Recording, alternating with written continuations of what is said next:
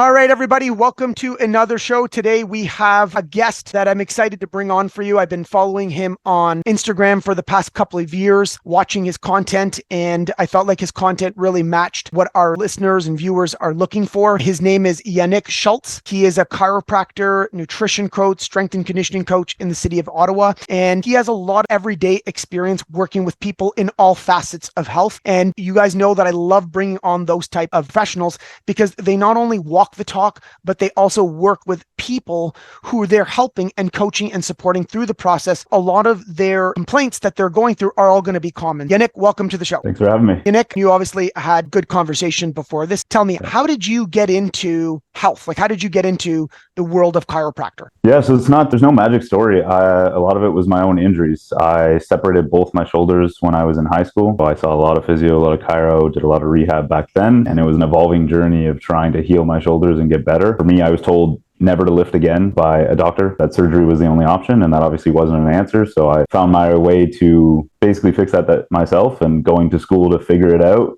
was kind of my way of doing that. Chiro was kind of the most open way to be able to get a bit of everything. People think of chiro as just maybe kind of rack 'em, crack 'em, but within chiro, there's so much strength training, there's soft tissue, there's a lot of rehab, there's so much within the chiropractic field, and I was really drawn towards that. Is that why you picked it over physiotherapy? Yeah, I was originally going to physio. I worked with a chiro for the summer, and she kind of pushed me towards chiro, but I just saw the endless possibilities. Like, there was limitless possibilities. I mean, acupuncture is involved in there. There's not a lot that we can't do, and coming out with a doctorate obviously didn't hurt either. The thing about chiropractor, I've been seeing one for since I was like 23, so 20 years. And, a lot of people have a rap towards them. What are some of the things that you've seen in your own experience from using a chiropractor that you found really benefited you for helping you through your injuries? Like, how did it help you? Because a lot of people I still have people that I talk with that are still kind of scared of going to a chiro. Right. Yeah. So what are some experiences that you got? I mean, I know my experience. What are some of the experiences you got from using a chiro that helped you through that injury? Yeah. So, I mean, it all depends on the chiro as well, right? So to me, a modern day chiro, somebody should take the approach of kind of blending all things together, right? The adjustment is a powerful tool, but it's exactly that. It's a tool, and it has a means to an end of restoring range of motion. But we know that loss of range of motion in certain areas is going to affect your system overall. For example, if you have a tight upper back, that's going to affect your shoulders. It's going to affect your neck. It can affect lower down the chain. Having those restrictions cleared out can really help with that. And then on top of that, I think it needs to be paired with good soft tissue, good rehab. So the benefits for me was I went into school with shoulder pain and basically kind of came out without shoulder pain because I learned how to properly mobilize, how to address the restrictions in the areas that were ideally causing the pain. And a lot of times where the pain isn't where it actually is coming from. So it's addressing outside of that source. And that was obviously what I learned in school as well. Can you just explain to us what soft tissue is, just so that we have a clarity? Because we hear that word a lot, but what does it mean? Yeah, so I mean, soft tissue encompasses kind of the gross musculature, but it breaks down fascia. Technically, you could loop in, it's mostly muscular, but you can loop in tendon, ligament. Soft tissue kind of is everything that is engulfed in the musculoskeletal system. When we're talking about that, it's a lot of times for us in chiropractic, it's using active release techniques that are going to help release a trigger point, which is essentially a tight band of tissue within the muscle, oftentimes put there by the brain, but it's to release that tight band of tissue. Yeah, soft tissue is kind of just a global term for everything muscle. Yeah, I'm addicted to ART. I enjoy the pain. It feels, it's 3 to 10 minutes of pain, but once you're done, you're like, oh, that feels great. Yeah, right. And I like the fact that it stays for about 3 to 4 weeks. I don't have to go back tomorrow for it to be fixed again. Right. Exactly. So, yeah. It's one of the most effective tools. Yeah, for sure. And so in terms of complaints that you see around your clients that you work with, what is the one common thing I know you see a vast array of people, but what would be that one thing, let's say 50% of the time, is the most common complaint that you get from clients coming to see you as a chiropractor? Yeah, we do see a bit of everything. Again, common misconception is that we only work on back, but realistically, some sort of back injury is the most common thing that we do see. So whether it's low back or mid back, a lot of postural pain syndromes now that come in. Most people are now working from home, which you think would be a better thing, but also means people are moving less. They're stagnant. They're not getting out of the house. They're not in those routines. I'd say back is probably one of the most common things that we are seeing. but I address a lot of extremity issues. So shoulders, hips, ankles, knees, whatever it might be. So it's not just back, but that's, if I had to pick one thing I see the most, it'd probably be some sort of back injury. What is something that everybody here listening can do to help with, let's start with just a low back injury, right? Because I think that would probably be a very common thing that people have. What would be a habit or an exercise or something that people could do to prevent low back injury from happening? Best thing you can do is change up your posture, right? There is no perfect posture, and I don't demonize posture, but we know the same thing repeatedly 8+ hours a day. And the thing is, people look at their work day as their sitting time, but most people will then go and sit on the couch after they're done. So the best thing is just to move. And that can be anything. That can be, I call them kind of little movement snacks throughout the day. And I think of things as, we brush our teeth every day, but we don't always do stuff for our spine, for our body, spinal hygiene, right? It's working on just little bits. Even walking can be incorporated into that. But to me, it's just movement breaks throughout the day. So if you've been sitting at your desk for a half hour or for an hour, get up. And that could be just a simple stretch at your desk even. The simpler you can keep it, the more likely you are to adhere to it. Right? If you have this very complex routine or that you want to do, you're likely not going to get to it or stick to it. So if you can have little exercises that you can do, even sitting at your chair, I teach people just chair exercises or chair stretches that they can do so that they can do them at their desk. And then there's no reason to not do it. You need to find compliance of what you can kind of fit into your day. I like that word they use, spinal hygiene. I like that. Change your posture. So that means getting up, maybe having a standing desk, bending over, different types of things. So every 45, 55 minutes, is there what would be a good spinal hygiene? If you were to give someone a protocol on that, it would be what? Every 55 minutes get up? What would be a good tip? Yeah. I think a simple way to put it would be every hour, right? Every hour of your workday, get up. Now, there's a bunch of things you can do, but again, finding that smallest barrier of resistance. Even something like a cat-cow, you could do, most people think of doing it on the ground, but you could do it against the wall. You can do it against your desk or a counter. So there's ways to do that which are going to get things moving, just spine moving in different directions so that it doesn't get that same tendency over and over. In the gym, what would be a good exercise or two that would be good for spine hygiene? Picking something that's kind of based out of your kind of core functional 6 exercises, which generally fall into your squat, lunge, push, pull. To me, something that kind of involves the whole body. Now, that could be squat. I'm a big fan of something like an RDL. It's a hinging movement, helps you strengthen in the lower back. You're teaching your body how to bend without using specifically just your lower back. You're involving the glutes, your feet, core, everything's involved. So to me, like an RDL or some sort of Russian deadlift or stiff leg deadlift, not specifically just a deadlift, to me, like a hinging pattern, that would be like the best thing that you could do in the gym if I was going to pick one thing. Yeah, great. Is that how you made your way from going into strength and conditioning? Obviously, you were working out before you went into chiropractor, and now you are obviously I look at chiropractor as rehab, prehab, and I look at strength and conditioning as rehab, prehab as well, right? In terms of exercise, is that what got you into exercise? Is just realizing all the preventative aspects of lifting weights itself? Quite honestly, no, that's not why I got into it. I probably got into it in high school, just like any kid. I was always the small kid. So little man syndrome. I always wanted to get more muscle, and I looked up to the Arnolds and all of those action heroes. So that's initially what got me into it. But now it's realizing, like you said, how it can be rehab. Lifting weights can be rehab. And for me, a lot of what I give my clients is how can we incorporate mobility into our strength training program? It doesn't necessarily have to be separate things, right? Everyone thinks of mobility or core, all that stuff as rolling around on the floor. And don't get me wrong, I do give that to people, but a lot of times it's how do we build this into your exercise program so that strengthening becomes rehab or prehab, however we want to look at that. Yeah, I saw on your Instagram that you talked about priming a lot and priming the body. I love that. Can you explain to the viewers about what priming actually is?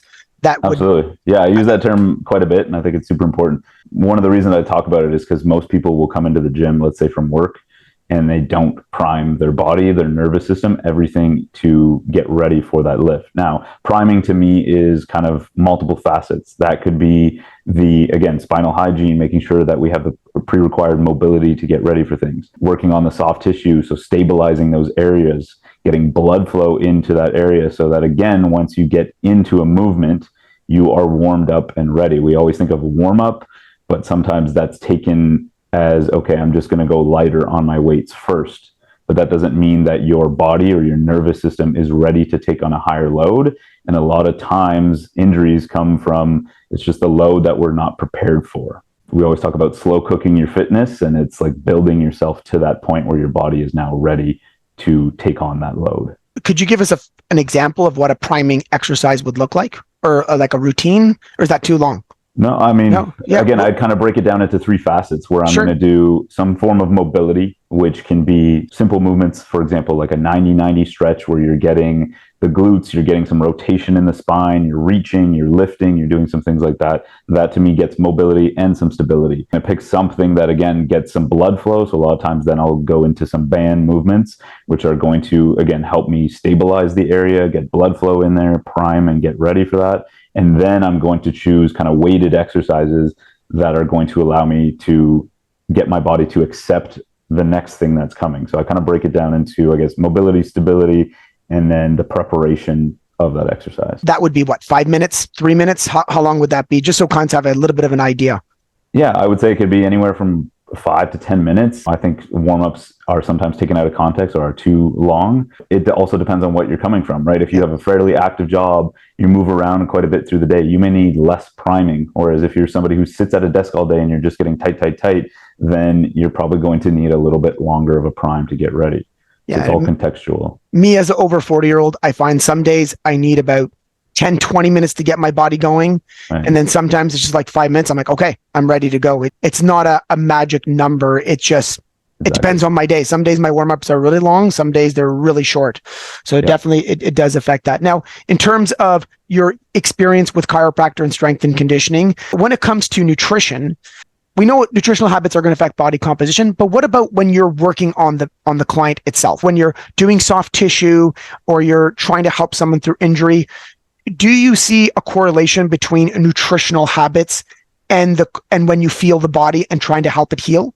Yeah, I think we see it in multiple layers. We know that, for example, arthritis, the root cause most of the time, or degeneration, for example, is more of a metabolic thing than it is a wear and tear. We use the term, or medical doctors use the term wear and tear. Oftentimes that's not using it too much. It's either using it too little or there's a metabolic component, meaning your nutrition is affecting the deterioration of your body in a sense. I hate putting that out there, but in a sense, yes. And we also see more inflammation. We see pain. So a lot of people who are potentially not taking care of their nutrition will oftentimes see higher pain levels, again, more inflammation or longer healing times. What are some of the nutritional tips that you've given your clients? Because I know you do nutrition with your clients. Yeah. What are like 1 or 2 or 3 of your top recommendations that you give to your clients to help lower inflammation in their body? Based on nutrition, it goes outside of the nutritional realm as well. But if we're talking nutrition, it's looking at things that are going to be a little bit more anti-inflammatory.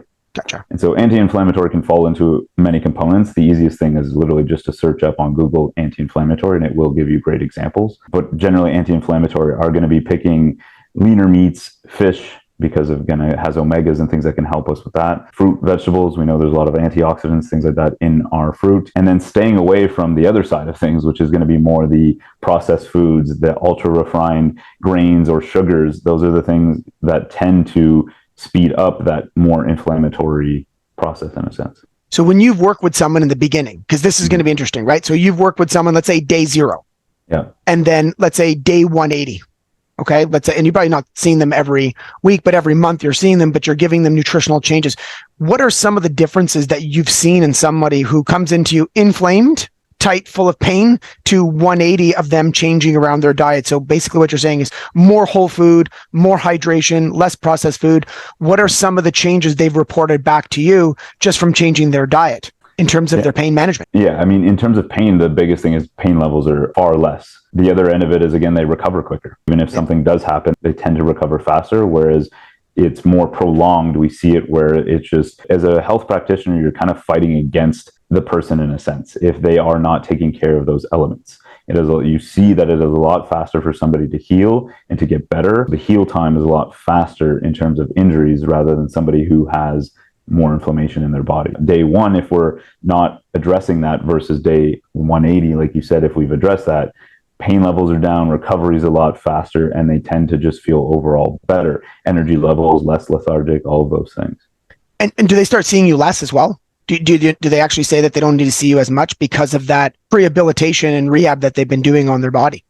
Yeah, so not necessarily just on the nutrition end, but especially on, like, that's my goal always with clients. Is I always joke that I don't want to see you if I don't have to, right? And as much as we want to have you here, we want you in and out, basically. We know that people come to us when they do need us, but we don't want them to have to rely. So my goal is to teach you ways that you can become self-reliant, things that you can work on. A lot of my clients end up messaging me and saying, oh, like I had a little bit of pain, but then I ended up going through the exercise series that you gave me and it went better and I didn't need to come in right away, type of thing.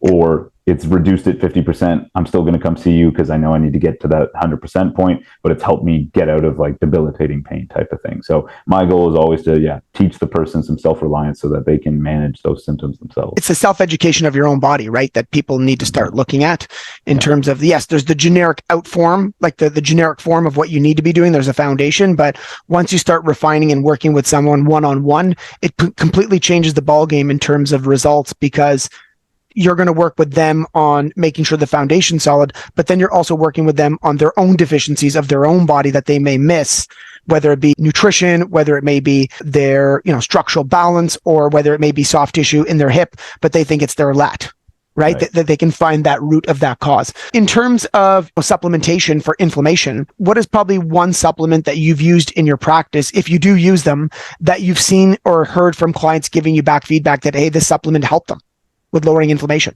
There's a couple of them. It's hard to break it down just to one. I think some of the top ones would be like omegas. We know that that's helpful. A lot of times as well, like looking at magnesium, not necessarily just inflammation, but that does help with muscles, digestion, all sleep, things that are going to help us speed up recovery, making sure that we have those things in there. Generally, most people are deficient in vitamin D, so having some inclusion of vitamin D. And then one of the ones that we promote quite a bit is either a curcumin matrix, so curcumin or turmeric, that can be quite helpful with inflammation as well. When you go to magnesium, which form are you recommending, just so we're clear? Because there's tons of different ones. We don't want people to go pick up the wrong one. Yeah, and again, there's going to be different forms for what you're looking for. Generally, it's going to be glycinate that we're going to recommend, but again, there are crossovers between all of them. Yeah. And again, some will help more with sleep or digestion or whatever it might be. There are crossover points, but that's generally the recommendation. For you as a health practitioner, what are 3 things that you do as non-negotiables for your health on a daily basis? Non-negotiables for me is kind of my morning routine. I always wake up same time, always try and get that down. But the first thing I'm going to do for me is, this may not be health related, but taking care of your mind to me takes care of your body. So the first thing that I'm always doing is taking some time for myself to learn, whether that be read or taking on a podcast or whatever that might be. Second thing is going to be movement, whether that's just a walk or if it's going to be just general kind of mobility, things like that. And then strength training, that is a non-negotiable for me. I know that if I can exert myself and I can exhaust my body, that I'm also clear in my mind. And I also know the benefits of how strength training has helped me be able to continue day in, day out. There were days where I couldn't even lift my shoulders due to so much pain. And now I couldn't tell you the last time, knock on wood, that I've thought about my shoulders in a painful state. So it allows me to live my life and do the things that I want to do. Awesome. Can I ask you 2 questions? Absolutely. One is, what's the best book you've read this year? The best book I've read this year, non-chiropractic related. It's just anything in general. Yeah. Think and Grow Rich by Napoleon Hill. I've really enjoyed that. Yeah. And podcast, what is the podcast that you listen to? What would be one that you always go back to as you listen to everything that they put out? What is that one podcast that you listen to? Dan Martell right now is somebody that I listen to pretty much all the time. I listen to him. And then in terms of more, I listen to, it's called Strength Med. And they brought on a lot of great guys, such as the guy from Squat University. They bring in a lot of great health practitioners. So I like to have a bit of both when I'm doing my podcast. I listen to a lot of Dan Martell stuff. Yeah. Have you read his book? Just ordered it. So his book is very good. His book is very good. Yeah, he's a friend of mine, knows him very well and has told me about him about 10 years ago. And I've been following him since then. But his book is a game changer in terms of the way you look at your business and the way you set it all up. So it's a very good book. Yeah, so I'm excited. Perfect. So where can people get a hold of you? How do you are taking on clients? I am taking on clients both in the online fitness realm as well as chiropractic. In terms of location, they can find me at the Holistic Clinic as well as 613 Lift Gym. And then the easiest way to reach me is through Instagram, which would be modus_chiro. if you follow him because he's got great advice on a little bit of everything. Like when I started first following you, it's because I know the doctor at your clinic, at the holistic clinic. I know Dr. Troy. And I just remember seeing you, like, that you worked there. So I followed you, and your content from where it started to where it is now is awesome. And I like the videos, the good content. It's simple, it's palatable, and it's not overwhelming. It's not complicated. If you do get a chance to, make sure you follow him, because there's lots of great information that would be helpful for every single person that listens to this podcast. Absolutely. So it's really good. Keep up the good work on that content, because I know it's not easy putting out that type of content. And I'd love to see how many edits you do on some of those videos sometimes. It's its own job, really. And it's an always growing and evolving process. Everything always kind of molds and changes as we go. Oh, this is great. Well, thank you very much for taking the time to share your knowledge. And if you're looking for someone who, obviously, I love dealing with chiropractors or anybody who is into therapy of the body who actually lifts weights. Because you're not going to say to us what that doctor said to you, like, just don't lift. You're going to understand where that client is coming from, and you'll be able to put yourself in their shoes and be like, how do I get them back? And, the one thing I love working with guys like you is you'll also tell us to not work out, and I'll take it for real. Jimmy, if you say, hey, just take a week off from the gym right now because we can get this better, just by doing that, it takes a lot more. I take it more in weight than if someone who doesn't work out. Right? Because they don't understand the mental aspect and how better you think and how better you sleep and all the other actions that come with it. If you're looking for someone to coach you, I definitely give Yannick a call. Well, thank you very much for your day, and have a beautiful day.